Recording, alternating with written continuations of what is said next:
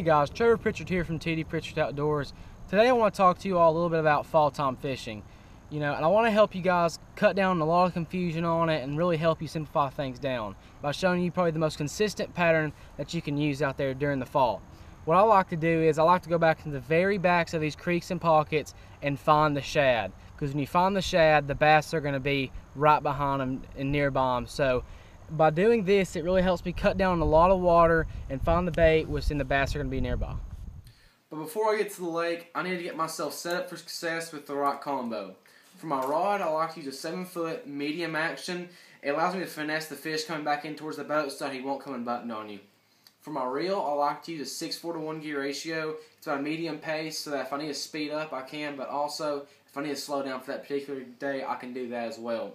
Moving on to my line, I like to use 15-pound test fluorocarbon most of the time because it's a good in-between for being able to get the crankbait down there pretty deep, but also it won't fray on you when you're coming through those laydowns. And for my colors on my crankbaits, I'll go with a pretty natural shad pattern if I'm fishing clear water, anything to match the hatch well. And then for stained water, I'll use a sexy shad, just something that has a little bit of color into it, but still somewhat natural. And then when I get into really dirty water, I will switch over to a chartreuse blackback. It's really good for those dirty water situations, and the fish are really able to see it well. So to start off on here, I'm going to go back to the very backs of these creeks and pockets again and look for the algae-covered objects with shad on them. Once I find shad on them, that's when I know I'm in the right area. That's when I'm going to reach for my square bill crankbait and start dissecting apart this piece of cover. And what I'm looking to do with it is I'm looking to dissect it up into 2 to 3 foot slices on each cast so that I know I'm getting my bait in front of every fish is facing that laydown right there.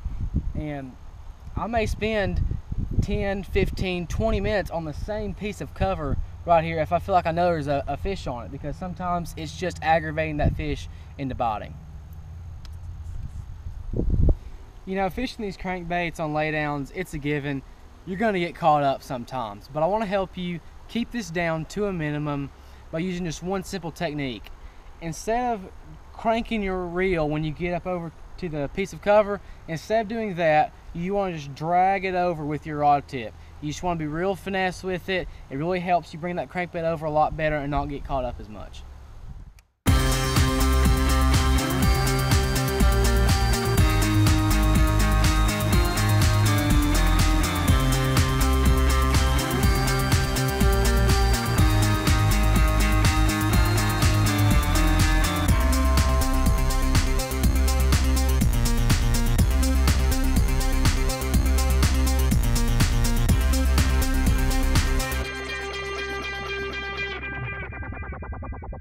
I hope this video helps you become a better fall time fisherman.